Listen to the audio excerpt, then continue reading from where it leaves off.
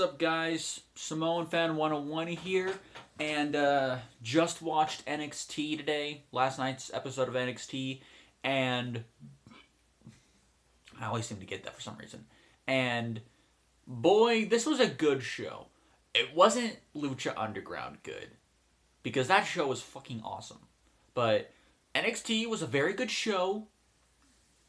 It was definitely better than Raw this week, or at least much of Raw, except for, a couple things. Better than Impact, although all the shows this week, though, I have to admit, Sunday to now, I haven't seen Ring of Honor yet, but Sunday to now, all of the shows this week have been pretty good, or at least pretty concise. The Royal Rumble was a very good show, as we all know. The Monday Night Raw was not nearly as painful as it has been in the past. It was actually somewhat entertaining. Tuesday night Impact, TNA Impact, while it wasn't the greatest wrestling show, it definitely set the tone for things to come, which I enjoyed very much. And of course, both NXT and Lucha Underground were very good shows. Lucha Underground being the best show this week. I have not seen Ring of Honor, but I do plan on seeing that. Sadly, though, the links that I do watch Ring of Honor online, because I don't have the channel for it, they're I always have to wait like a week's delay or some shit. It gets annoying, guys. So I hope you know that. Anyways, back to NXT. NXT was a very good show, as I said. We started off with a match, not a promo, thank God. We started off with a match, the American Alpha team facing off against Buddy Murphy and Wesley Baker, or just Blake and Murphy, whatever, with Alexa Bliss in their corner. American Alpha, for those of you guys who don't know, is the new tag team name of the recent team of Jason Jordan and Chad Gable. These two guys have been tearing up the tag team division. They've been just showing up and having good matches in a span time of minutes. Chad Gable has the amateur wrestling background. Jason Jordan, I believe, was he like an Olympian or something? I don't know exactly what Jason Jordan was, but he also has great wrestling background. And whenever he pulls down the straps on a singlet, it's like, every time I see that, I keep thinking, this guy's like the Black Kurt Angle. And now that I more think about it, this team reminds me a lot of the world's greatest tag team, Shelton Benjamin and Charlie Haas. They have a world's greatest tag team 2.0 in their hands, and unlike other situations, having a tag team like that on the main roster is definitely a great thing. They had a match with Blake and Murphy. It was a good match. I wish it was given a little bit more time to work, but it was your basic match. Gable showed off his amateur wrestling skills against Blake and Murphy. Eventually, Murphy faked an injury, caused a distraction, went for the knee. That didn't last too long, though, because soon after that, Gable tagged in Jordan. He went Suplex City on their asses. Not Brock Lesnar's Suplex City, but pretty good. He does some impressive suplexes on his own. And then, of course, we went for a high back suplex finisher. I forget what it's called. But yeah, it was a good match, simple match. Of course, Alexa Bliss being a bitch as always, and then getting her ass handed to her. Seriously, these bitches keep getting their ass handed to them. Maybe they should stop being a bitch. maybe that way everyone won't be against them. Next we have Dana Brooke and Emma interview. Going back to my point just now, them being bitches. They got their asses handed to them last week in a tag team match. And of course them playing it off like, oh, it was luck, it was none of that. And next week, they announced that Emma will face Carmella in a singles match, which I haven't read the spoilers specifically on that, but I'm trying not to. I'm trying my best not to because I want some things to not be spoiled because I like the idea of surprise. Today's internet age, it's extremely hard to avoid spoilers, especially with the fact that I have an Ask.fm account. So thankfully, I haven't read the spoilers yet. I'm pretty sure I know who wins. I'm pretty sure it's gonna be Carmella, but if Emma wins, that'll be a shocker. Um, of course, Dana Brooke, as they leave, she pats her head on Alex, the backstage person, and I'm just like, God, someone just smack the bitch before she does it to somebody else, because it's like, they're not doing anything. The last backstage interviewer they had, the woman, she could have just at least slapped Dana Brooke on her way out. I just wish they would have done that. Next match was Nia Jax versus Liv Morgan. This was a 2 minute extended squash. Liv Morgan was impressive last week in the Battle Royal, the Women's Battle Royal. Whoever was... Actually, no, that wasn't last week. That was 2 weeks ago, I believe. And she did well here for what she had to do, but it was basically Nia Jax comes in, destroys, and then leaves. She came out with Eva Marie, something I actually expected to be a TakeOver London. Okay. And it was not a great match, but it wasn't meant to be a great match. It was meant to be an extended squash. Next, we have another backstage interview with Enzo and Cass, as well as Carmella. Carmella, back trash talked Emma, saying that the evolution is a joke, and Cass and Enzo are still being serious as hell and, talking very serious promos against Dash and Dawson, who are the current NXT Tag Team Champions. After that, we have a match between, if I believe, we have the return of Alex Riley, who, last I checked, we haven't seen wrestle since the little mini feud he had with Kevin Owens last year, and I believe it was like early midsummer. First comes out Bull Dempsey with new music, and then Alex Riley comes out, and I'm just like, wait a minute, I know this music, and out comes Alex Riley, and I'm like, oh shit.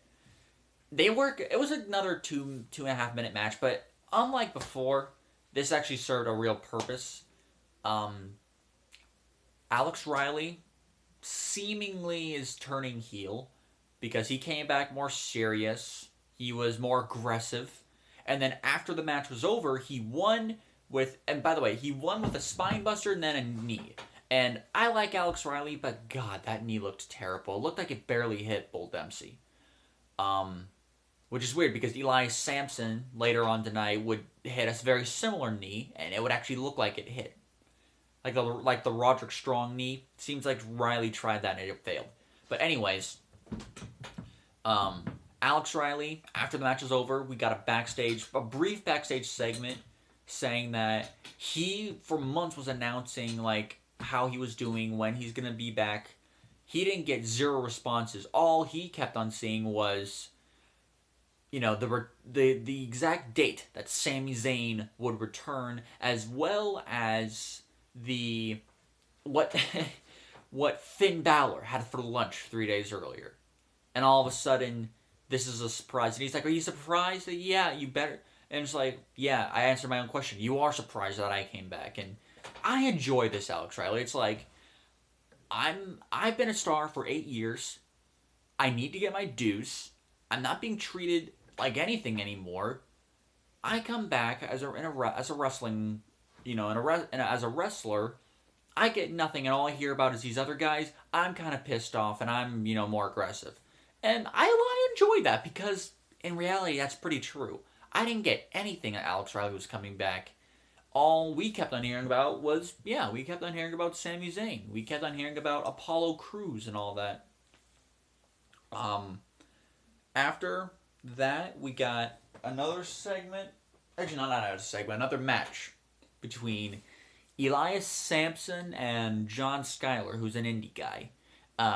Sampson, boring gimmick. Which is weird because James Storm had a similar gimmick last year, but James Storm was a veteran. He made it work. Sampson is not making it work. And of course, his matches are not impressing me whatsoever. Then again, he keeps on getting 2 to 3 minute matches. You can't exactly impress in 2 to 3 minutes. It's just not good enough. Um, but yeah, Sampson comes out, does a few. He seems like a good wrestler with the athleticism that he has and his size. He seems like he's a good wrestler, but they're just not giving him a real chance to actually prove it. They're just putting him in 2 to 3 minute matches against, let's face it, NXT jobbers, and then he either cuts a promo or just says nothing and just plays on his guitar. So it's just like, okay, give us something that he can sink his teeth into, so we know what this guy's talking about. When we know what this guy is all about. We didn't get that yet. Hopefully, we'll get that at Takeover Dallas in April. And I will get that. I will get to Takeover Dallas. By the way,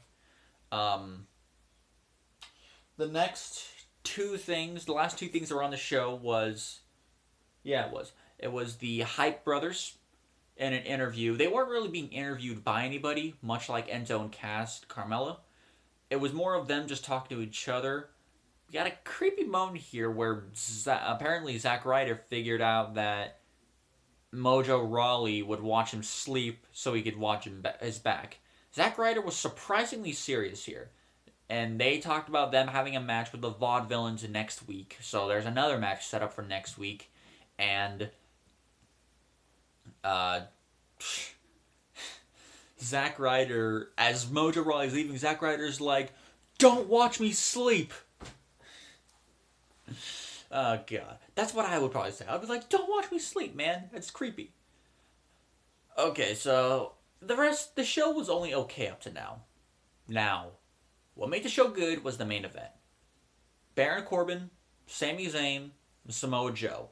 Triple threat match to determine the number one contender to Finn Balor's NXT Championship at TakeOver Dallas. This has been built up for a couple weeks now. Last week, both Corbin, Zayn, and Joe were each in a match against somebody, which they proceeded to just beat as build up, which is a good thing because they needed to build this up. Even if it was just a week, they needed to build it up. What we had here was a very, very good match. It wasn't on the level of Phoenix and King Cuerno, sadly, but it was very good. We got several good moments.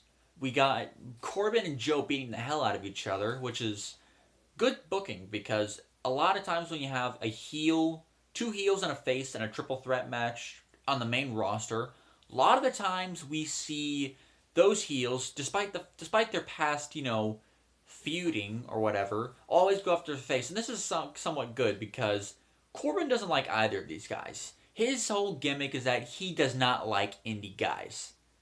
And Zayn and Joe were two of the biggest indie guys in the past 15 years. So, to Corbin, it's like, okay. Like, they teased teaming up together against Zayn, but then immediately Corbin just punched Joe right in the face.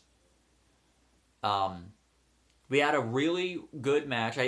I will put the rating down in the description box.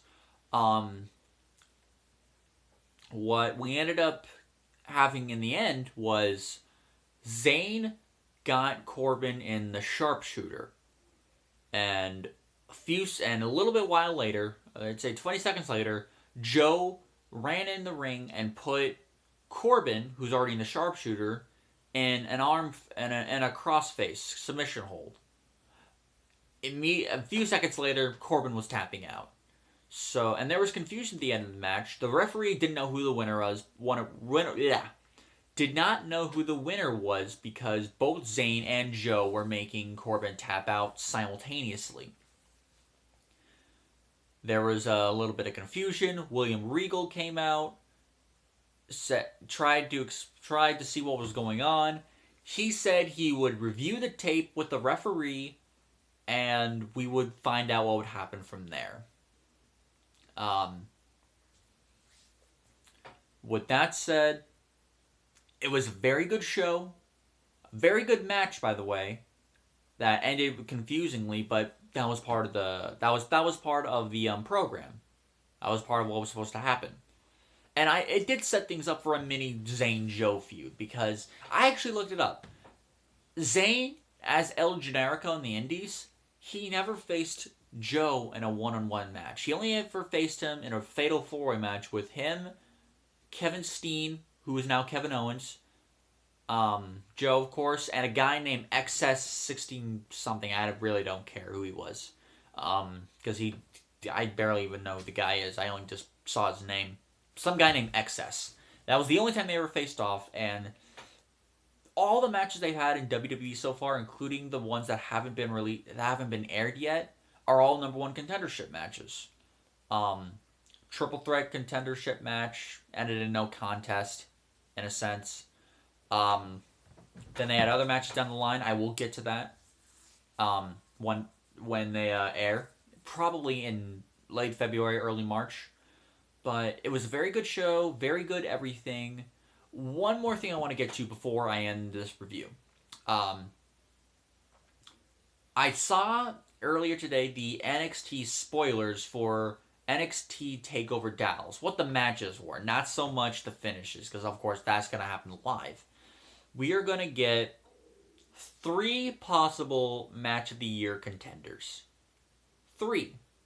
Along with 2 other matches that I know are bound to be good, or maybe even very good.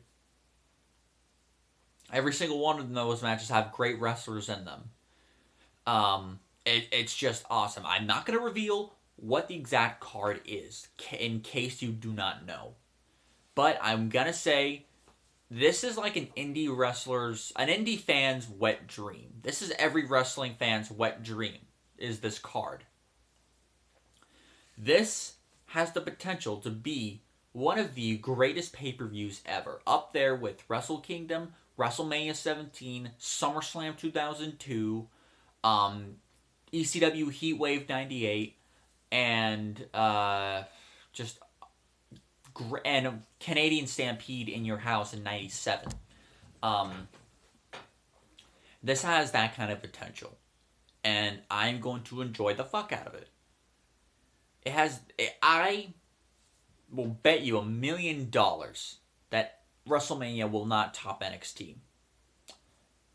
At least in this show, because TakeOver Dallas is taking place a day before WrestleMania. I'm gonna say it right now.